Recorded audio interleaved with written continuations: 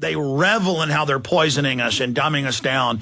And it's really their ultimate mass psychopathic orchestra or symphony of destruction to be carrying this out.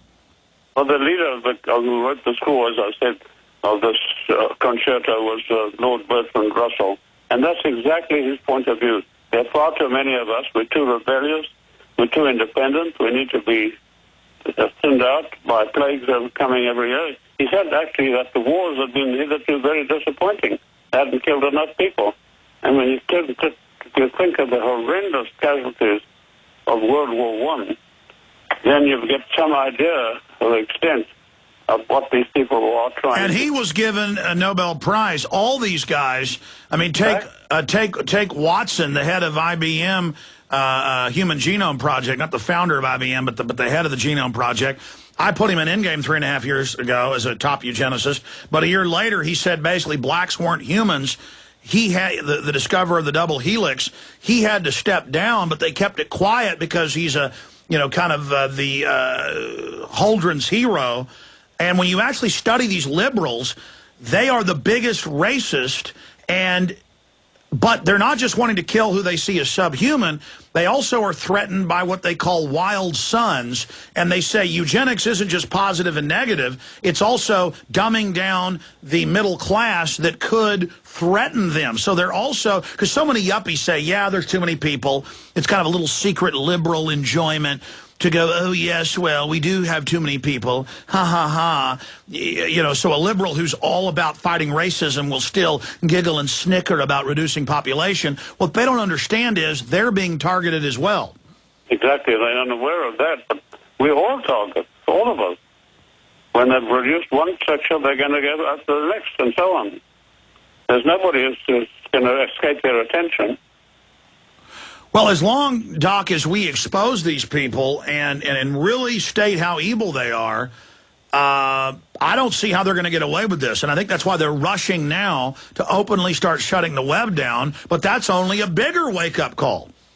Exactly. This latest idea that they can have some key and shut off the Internet is a very, very dangerous one, but it should be a wake-up call to all Americans, even those who don't bother to read books, who don't bother to follow the news, who gods of sport, baseball and football.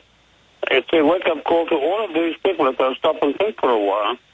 And I think this latest effort to provide a key to shut off the Internet is probably one of the most dangerous propositions that's come around for a very long time.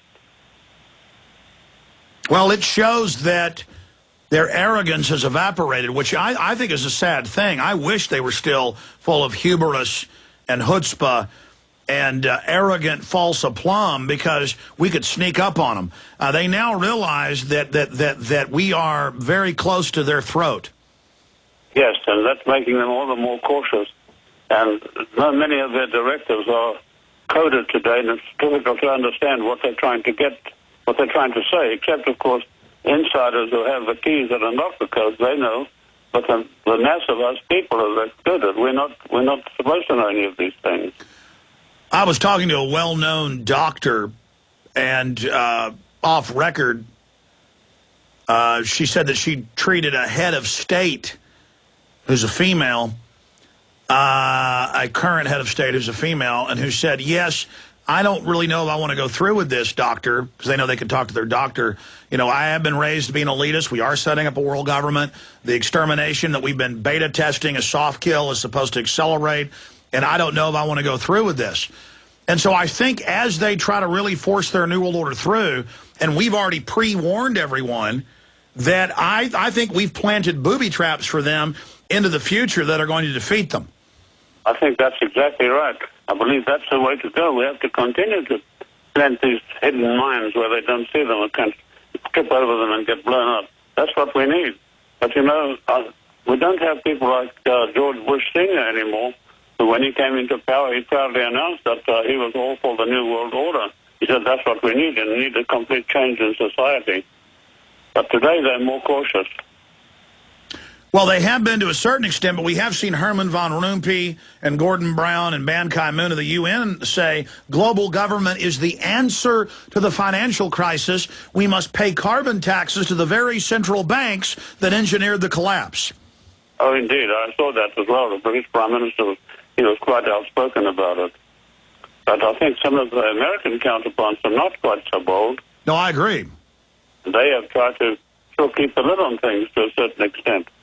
But the pressure is so great that the lid is going to fly off any one of these days now.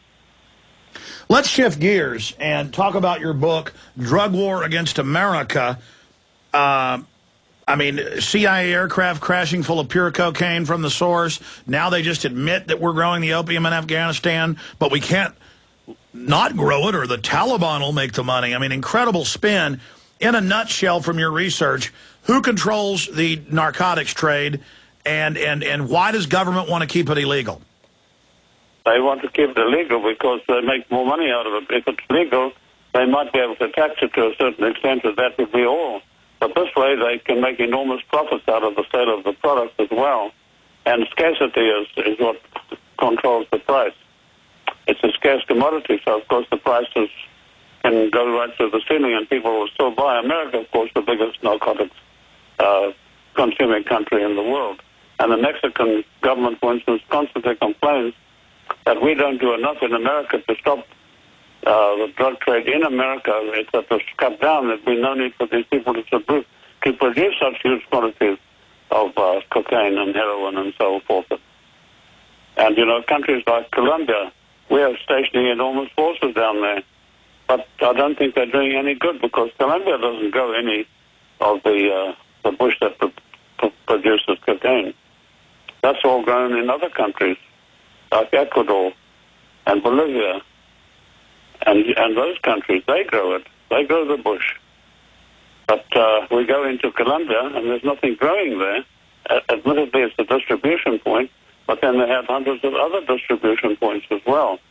So it's like trying to put out a fire with a blazing fire with a hose pipe, ordinary garden hose pipe. You're not going to accomplish very much.